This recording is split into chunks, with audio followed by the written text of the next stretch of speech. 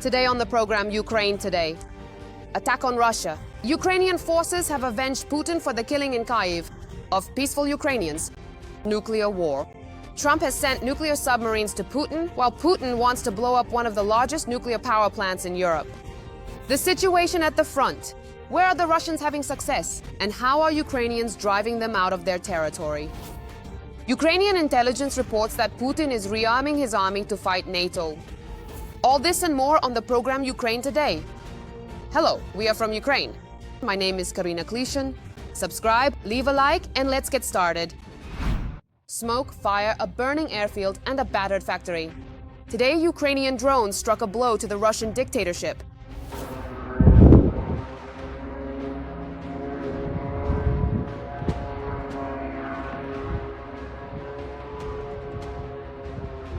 Of course, well, accept that. Air defense, it's working. You get it? Yeah, they shot it down. Look, it's exploding. Look.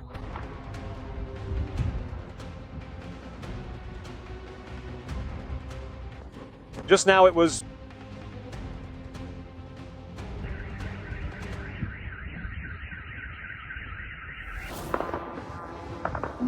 on it. Ah, did you get it on camera? Damn! Oh my goodness, huh? This is truly unbelievable. The shockwave will reach us. Are you kidding? Just look closely. Maybe you... Don't freak out, you're fine.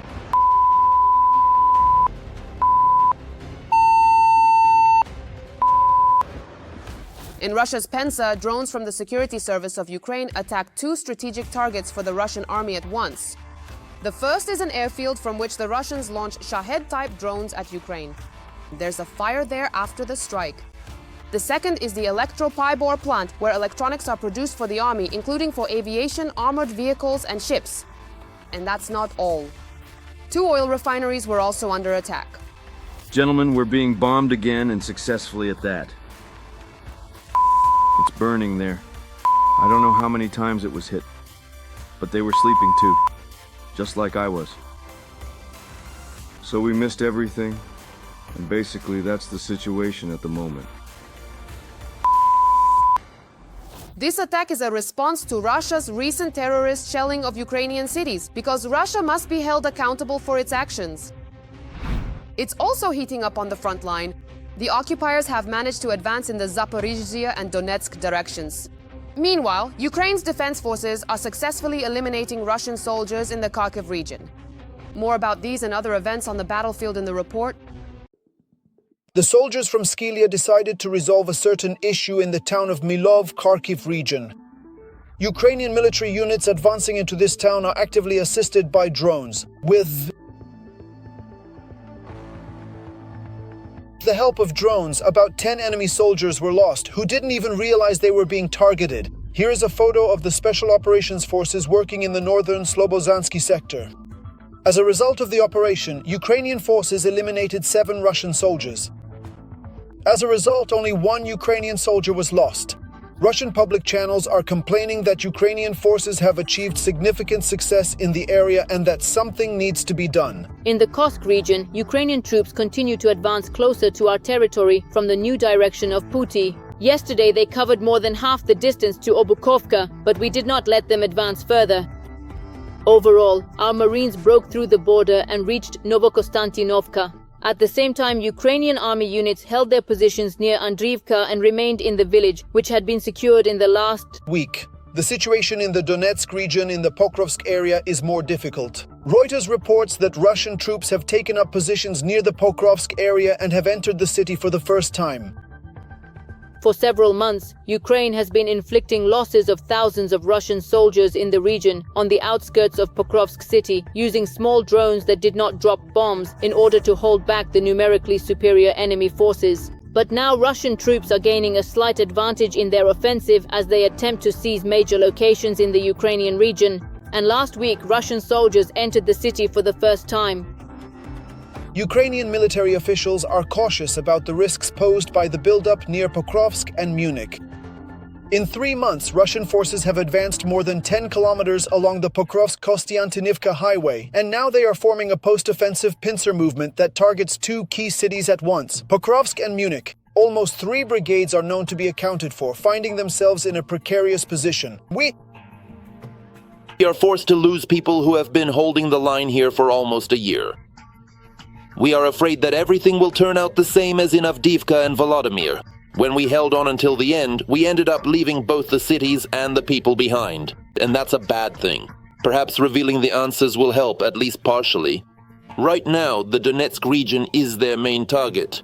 This is exactly where the troops are pushing in the Pokrovsk area, trying to hold on to the territory of the Dnipropetrovsk region. The cost is high, that's a fact. Militarists, or even more so, projective propaganda which claims that Russia is advancing, that yet another region, that Russian aggression is now spreading to yet another vulnerable region. According to the analytical project Deep State, the military has also carried out attacks not only in the Donetsk region. Russia is advancing near Temirivka. On the border of the Dnipropetrovsk region, Russian advances are being observed near the village of Malivka, and often such advances turn out to be propaganda. Deputies from the Dnipropetrovsk region point out that Russian soldiers restrict the liberation operation if they manage to take a photo with the Russian flag at the positions of the Ukrainian army. In most cases, these are just routine tasks. This is also reflected in the accounts of those who were captured, as well as in radio intercepts. Soldiers are restricted, granted leave only if they have gone to a certain location and managed to keep the flag in Donetsk. For example, this happened with a small unit in the Dnipropetrovsk region.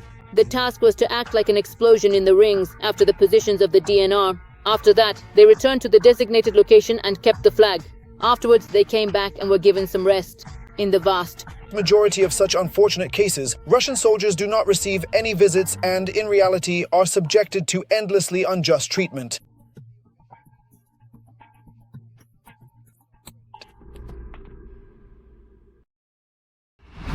But Russia continues to shell peaceful cities and civilians. And in recent months, massive Russian drone attacks have been breaking through the Ukrainian air defense system more and more often. What is the reason for this? Details coming up.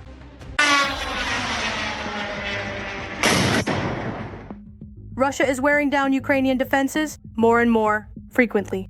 According to the Ukrainian military team at Forbes from April, by October, about 15% of Russian drones were reaching their targets, whereas at the beginning of the year, this percentage was 3 times lower. We felt relatively safe and secure. Even though we are now at war with a militarily and personally aggressive country that has a large, truly demanding military industry, which is fully sustained by constant military production and is continuously and significantly increasing the number of troops it deploys. And sometimes, so to speak, it carries out certain local and temporary military operations. Experts note that Russia is increasing its use of so-called swarm tactics, simultaneously launching a large number of drones, which can include both military drones and others. Drones have also started operating at higher altitudes. Russia now is taking it out on the civilian population, intensifying strikes on our peaceful cities. It's clear that the number of Shaheds has increased, not dramatically, but compared to last month, there have been 11.5% more launches, almost 6,300 launches compared to 5,140 last month. The number of ballistic missiles is also increasing. 43 Iskander-M missiles have already been launched. Last month, there were 33 of them. This past month, Russia launched a total of 17 Kinzhal missiles at Ukraine and began using an upgraded, more advanced version of the drone. The Russians are firing missiles at what is most critical for us, either with large Shahed drone attacks or ballistic missiles. The latest Shaheds are heading toward Kyiv from all directions. That's the situation. And the strikes, of course, are carried out according to Russian military strategy decisions. They are targeting civilian infrastructure. Civilians need to have shelters, children need to have shelters, damaged homes are being preserved. But all of this fits within the framework of the Russian military strategy. For now, it's difficult for Ukrainian military systems to intercept everything that Russia launches into our country. But very soon, our military forces will be able to protect many more large-scale attacks? No. Anti-Shade, and specifically anti-Shade high-speed anti-aircraft drones, will be used more extensively. And the successes that the Russians have had in targeting the civilian population are only temporary. As of February 10th, Ukrainian President Volodymyr Zelensky stated that the Ukrainian army had begun to effectively intercept several drones using its military aviators. At this time, he also mentioned reaching an agreement with the American company Swiftbit on joint production. Several hundred drones are being produced to meet the needs of the Ukrainian army. Meanwhile, the disputes between Trump and Medvedev have escalated into a concrete conflict. In response to the statement by the American president about a new deadline for Putin, Medvedev threatened the US with war. Trump decided not to threaten but to act. He announced the deployment of 2 nuclear submarines to the relevant regions following the provocative statements by Dmitry Medvedev. Based on the highly provocative statements by former Russian President Dmitry Medvedev, I ordered the deployment of nuclear submarines to the relevant regions. In case these foolish and incendiary statements turn out to be more than just that. Words are very important and can often lead to unforeseen consequences. I hope this won't be one of those cases. Thank you for your attention to this matter. Such a decision hasn't been made since the Cold War. If a global nuclear apocalypse happens because of the alcoholic Medvedev, it will be epic. Later, Trump added that the US is even ready for nuclear war. Trump, what did Biden say to you that really made you angry? Well, you just have to read what he said. He was talking about nuclear weapons. When you talk about nuclear weapons, we have to be ready. And we are fully prepared. Sir. Mr. President, nuclear submarines are being deployed. Oh, yes, indeed. Well, we absolutely had to do it. We just have to be very careful. And what do you think about this? Write your thoughts in the comments. It will be interesting to read. Russia's aggressive policy could soon backfire on them. Russia's territory could shrink. Agree, that's already quite a promise. And if you consider that this is connected to the United States, it gets even more interesting. Details in the report. Active initiative from the USA. Washington is considering the possibility of buying the Commander Islands from Russia. This idea was proposed by Army Lieutenant Colonel Jeffrey Fritz. And considering how actively this article is being discussed in the mainstream press, it seems that Donald Trump is not ignoring such an offer from the Kremlin. The US sees this as a transformative opportunity that could strengthen Arctic, revitalize a divided local population, and reaffirm America's leadership in a rapidly developing region. The proposal is for the US to support a peaceful and pragmatic transfer of the Commander Islands from the Russian Federation. In the absence where the Chukotka Peninsula meets the Bering Sea lies this remote archipelagic place, Doma. It is home to about 676 residents of the Russian Federation. Its area is approximately 431,000 square kilometers, which is about the size of the state of California. This price is no less than $15 million. A responsible option would be $6.5 million for the land, $4 million for natural resources, another $2.5 million for the biodiversity and conservation of the Commander Islands, and $2 million for international infrastructure. And what is this for? For monitoring the potential activity of horse submarines. By preserving the Commander Islands, the US maintained an important location for deploying advanced underwater surveillance technologies, including an integrated underwater monitoring system, hydroacoustic antenna arrays installed on the seabed, and radar systems integrated with satellites. This directly aligns with the objectives outlined in Section 18 of the Presidential Decree from April 2025 on restoring America's maritime dominance. At the same time, the American Lieutenant Colonel notes that the U.S. idea of preparing to acquire new territories could be controversial, especially given Russia's ongoing war with Ukraine. Violating territory belonging to the Russian Federation, in fact, would mean transforming the foundation into an aggressor status. However, Washington proposes to add $15 million through humanitarian or energy programs as a way to deplete the Russian budget. In Moscow, the case of the American colonel's cooperation was met with a negative response, but without much specificity. Maria Zakharova responded to Putin's statement. The official representative of the Russian Ministry of Foreign Affairs called this generic American proposal senseless and an enemy. This doesn't even deserve to be commented on, since the resolution of the mother city issue is considered, in fact, and ultimately one of the biggest wars in our country. But the local residents, when they heard this news, were truly grateful. The prospect that they would become U.S. citizens, that was their inspiration. After all, life under Putin is not as easy as it is for us who are on the Commander Islands. While you decide whether to believe in the Commander Islands, try to find them on a map. And if you see these little islands preserved near the mark and find out that the highest point is only 755 meters, that there is not a single tree here, then you can determine whether it's worth coming here or not, because everything is defined here. Oh, this is a blessing. Vladimir determines everything here, and that dictates everything. But the wishes of the locals are simply not enough for a losing contest between the US and Russia. As they see it in Washington, they don't believe in the success of this endurance. But they're also not in a hurry to lose. The bid. After all, Donald Trump, of course, we understand that he makes a lot of deals, financial deals, profitable deals, including with Russia. But after talking with Vladimir Putin many times, not just once, not just twice, he ended up with nothing. They talk about girls, about hockey, about movies, about anything except business. Nothing will come of it. With Vladimir Putin, it's impossible. You can't reach an agreement with him.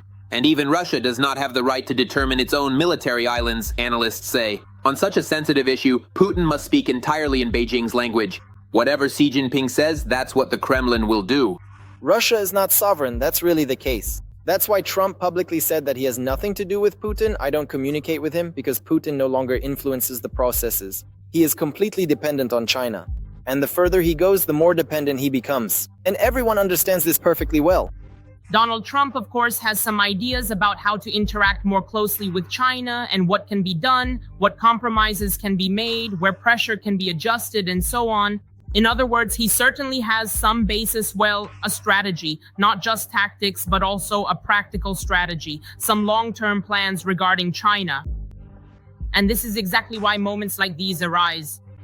China's activity in the Arctic is only increasing in response to American initiatives. Beijing is actively promoting the Polar Silk Road, building Arctic infrastructure, and developing its dual-purpose fleet. The US military's response sends a strong signal that the US is also interested in cooperating with the PRC. But this time, as per history, with the start of a full-scale war, Crimea, a peninsula located on the northern coast of the Black Sea, is a region with a rich and complex history, known for its strategic importance and diverse cultural heritage. Returning to Ukraine? In temporarily occupied Ukrainian Crimea, demand for Ukrainian documents is growing. I mean, the increase in the number of requests to intermediaries regarding passport renewals. What does this trend indicate, and how is the occupation administration trying to counter it?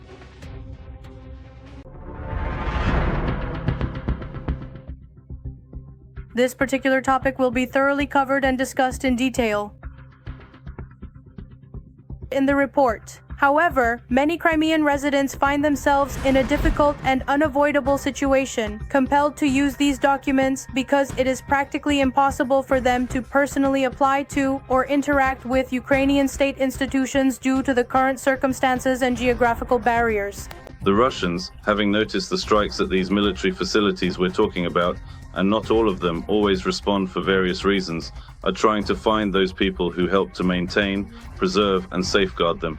Therefore, in particular, when it comes to maintaining, preserving, and safeguarding, we fully understand that in the process of addressing the criminal existence, all components of the storage troops are involved in this, plus the youth movement and the partisan movement. Now in Crimea, bulletin boards are preserved that allow you to register various things, goods or enemies, express opinions on the definition of Ukrainian tariffs, and add documents to or from Ukraine. But the main thing here is not to fall victim to scammers or Russian service agents. what should a local resident do, or how should they assess the situation? Especially if, before the illegal occupation in 2014, they were a citizen of Ukraine. Well, first of all, I think that many people might consider themselves lucky and say it's good that we didn't lose our passports, because in one way or another, it's clear nowadays that certain problems will arise, including after the choice of Ukrainian Crimea, or those that require proper solutions from our state authorities today. For example, I spoke about the justice system, yes, as a structure, as a field. For many residents of Crimea, these issues need to be resolved on the territory of Ukraine, because today Russian occupation, in turn, is trying to bring Crimea under its control. Experts note that there is a high interest in obtaining Ukrainian documents, as well as other events. On the peninsula, there is a strong pro-Ukrainian sentiment among the residents of the peninsula.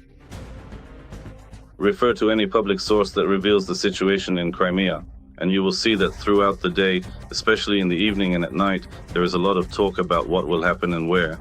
And it is obvious that this is connected with the campaign to demilitarize Ukrainian Crimea on the territory of Crimea itself, as well as with the deployment of armed forces missions on the territory of the Russian Federation, especially in the Rostov region, Krasnodar Krai or Stavropol Krai.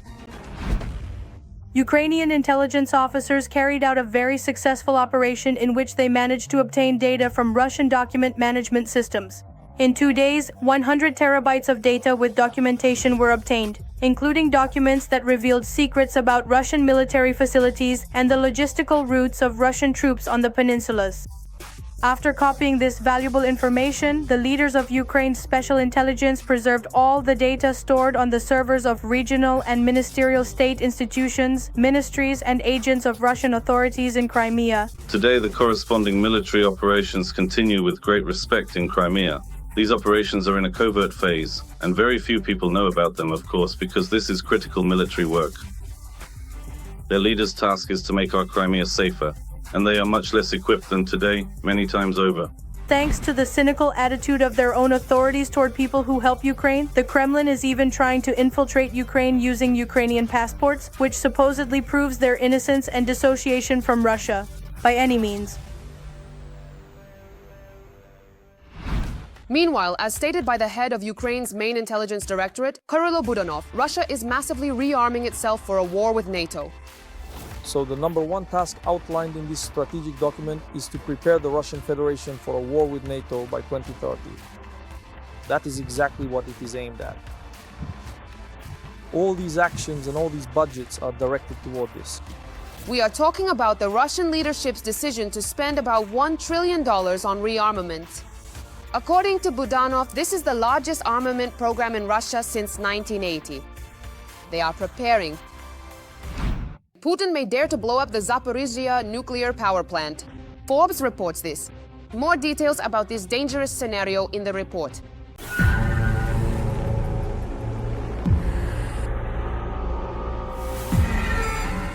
Putin may decide to destroy the Zaporizhzhia power plant, and he also continues sabotage operations targeting nuclear facilities in NATO countries. These are extremely dangerous acts of terrorism. One can only imagine the profound and far-reaching consequences that would inevitably unfold if we were to respond in kind. What then would truly happen to this vital and historically significant part of Europe? If the Russian dictator loses the war, he could plant explosives on each of the 6 reactors and detonate them remotely, creating clouds of radioactive fallout that quickly spread across all of Europe, but could also blow back into Russia. The Russian Federation is already a nuclear terrorist state as it is. This is the moment.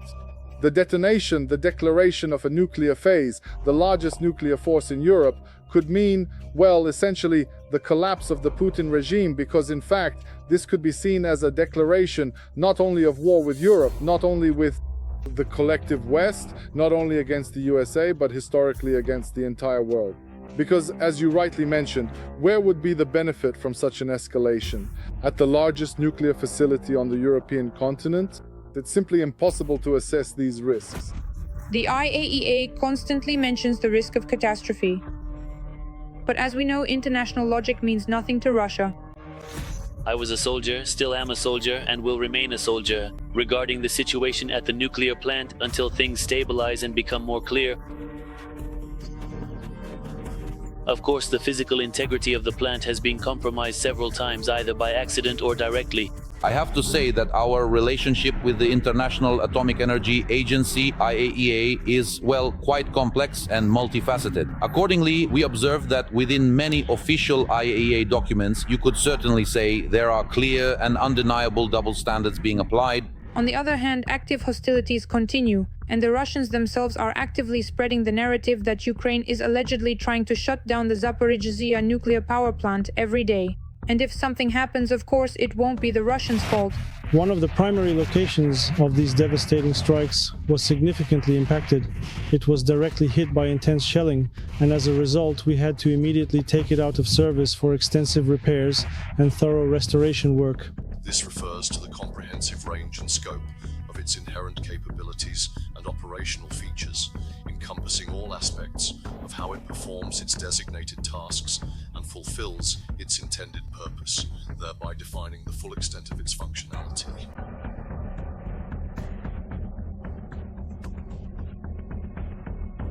Whether someone wants the plant to be under Russian control or not, that's another question. And this has nothing to do with the nuclear and physical safety of the Zaporizhzhia nuclear power plant. Now, we are not only managing the plant, we are not only defending our own interests, but also the interests, the lives of Donbass and Novorossiya. Now we are protecting all of them, all of Europe, and you could even say the whole world. Because if, God forbid, and if this were not happening, it would be a complete, total, absolute, utter disaster.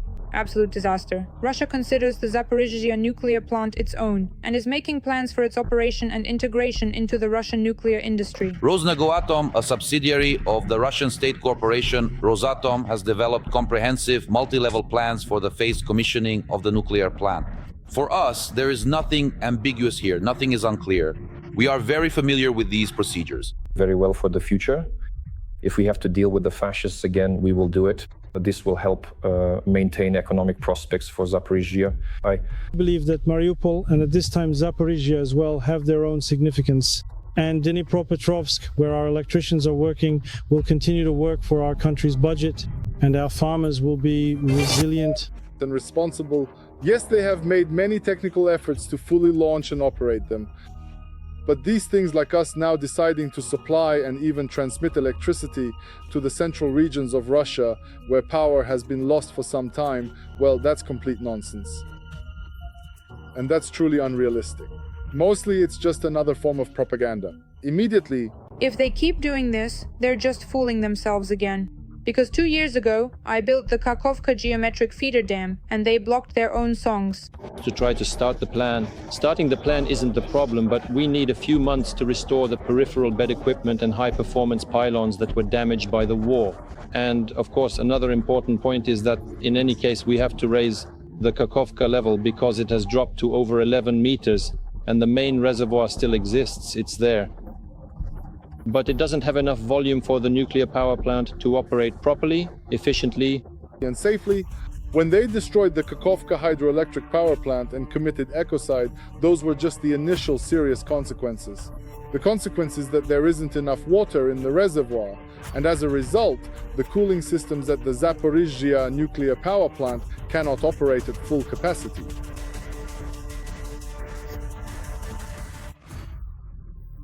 That concludes our session for today. We've covered a wide range of topics, and I hope you found the information presented to be both insightful and valuable. Thank you for joining us, and we look forward to seeing you again in our next broadcast. Have a wonderful rest of your day. That's it. Thank you for being with us. We read your comments and feel your support. Strength to the Ukrainian defenders, glory to Ukraine. Subscribe, leave a like, and see you next time. Every voice matters. Join our community, support independent journalism, and help us bring you the truth from Ukraine. Become a member of Ukraine today. Join us now.